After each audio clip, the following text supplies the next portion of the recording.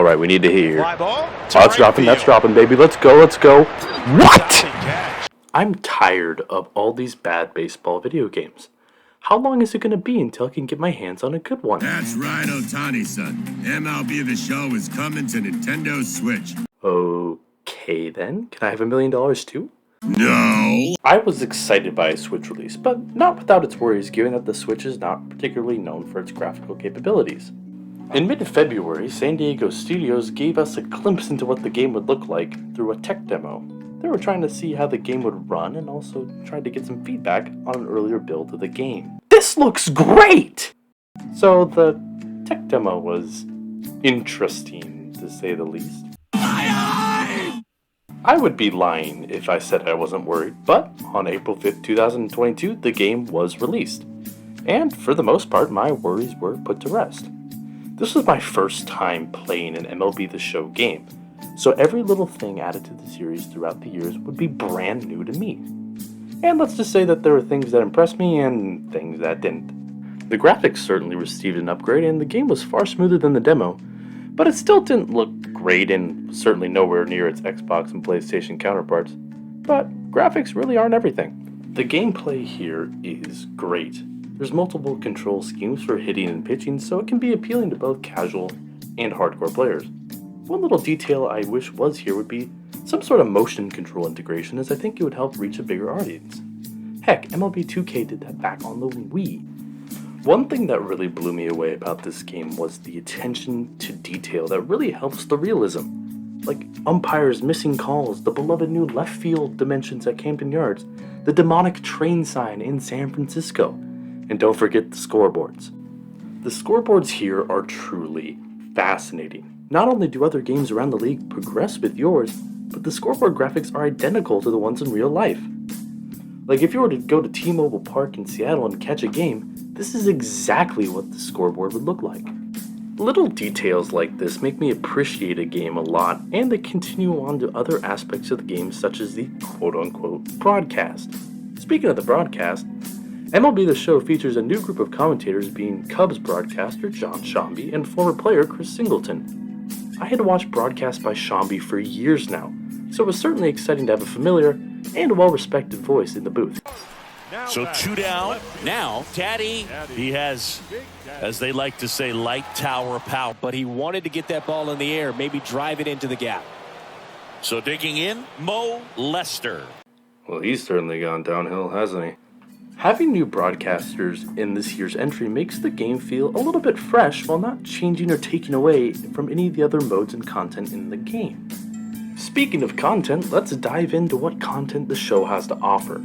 The show has 4 primary game modes: Road to the Show, Diamond Dynasty, March to October, and Franchise. The game features plenty of other little modes here and there, but it is these 4 where the meat of the game truly is. The first of these 4 modes is Road to the Show, which is described as the game's RPG mode. Right off the bat, you get to hop into the game's complex character builder to customize your player just the way you want it. I made Joe Biden. After making your player, you get to choose what team to play for, which last time I checked isn't how it works, but hey, I'll take it. The neat thing about this mode is that you start out in the minor leagues and work your way up to become the next major league superstar. You do this, of course, by performing well in games, and it is in those very games where you progress. But playing in games aren't the only ways to increase your stats. On off days, you'll get an opportunity to choose from a few different options to partake in all sorts of different mini-games. It's in these mini-games that not only boost your attributes, but also helps the game have a little more of that RPG feel.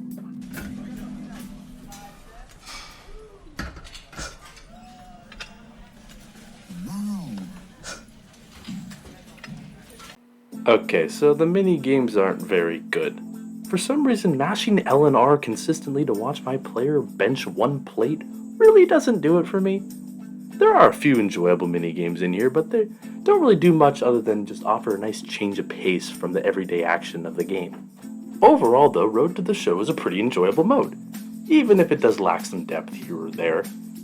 It does what it needs to do and provides an enjoyable progression from the minors to superstardom, and that's really all it needed to do. The second of these big modes is Diamond Dynasty.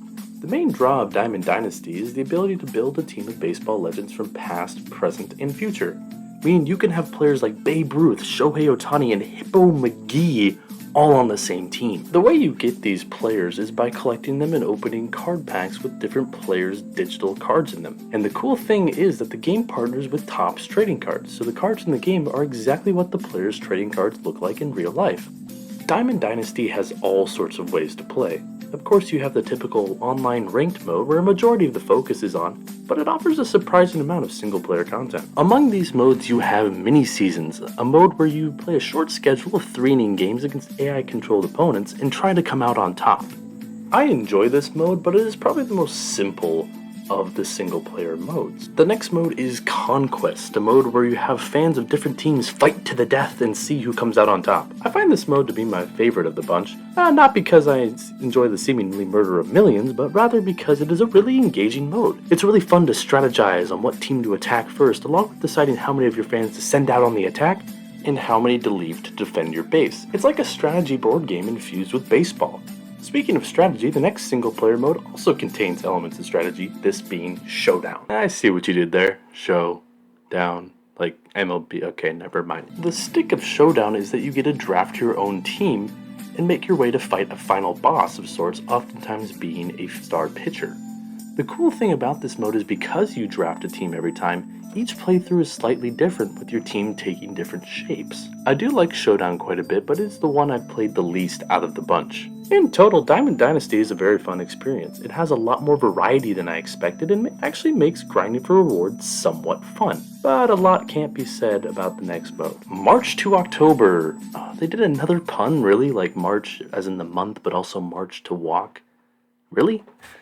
March to October allows you to pick your favorite team and play in key moments throughout the season with the main goal of winning the World Series at the end. The appeal of this mode is to offer an engaging but faster way to play than a full season or franchise mode, and I gotta say, it doesn't quite work for me. Now, there's nothing inherently wrong with this mode, but I've never really cared for it. Things such as a iffy momentum mechanic make this kind of feel like a more hollow version of franchise mode. Speaking of which, Franchise mode, the true staple of any baseball video game. Franchise mode is essentially a baseball sandbox that allows you to take control of however many teams you want and live out your baseball fantasies. Want to make some crazy trade by sending Mike Trout to Detroit? Take him to Detroit. No! No, not Detroit! No! No, please! Anything but that! No! You're a sick bastard if you want to do that, but in franchise mode, you can. On top of making crazy trades, you can also load in your own custom teams. In my personal franchise mode, I actually did this by taking the team with the lowest attendance in the MLB, being the Oakland A's, and somehow managing to find a place where less people would show up. Alaska. The things you can do with this mode is really up to your imagination with all the customization options, with all the players and teams, and this really helps with the replayability of this mode. Overall, I really do enjoy this game. I was certainly impressed by the variety of things to do and the fact that they got a hefty game like this to run on Switch. Being the baseball fan that I am, I had been waiting to see MLB The Show make the move to Switch for years now. I'm really happy with how the game turned out, but I don't think I would recommend someone to buy the game, mainly because it's a yearly release. By April of next year, MLB The Show 23 will be sitting out on shelves everywhere for a $60 price tag, and I don't think there will be enough to warrant buying it. MLB The Show 22 was special to me because it was my first time playing the series. Every little thing in the game was a new experience, and the same can't be said about the future titles that will hardly add anything new. So with that being said, back to RBI Baseball! Fly ball. Oh, get out, ball! Get out of here! Get out of here! Let's freaking go! What?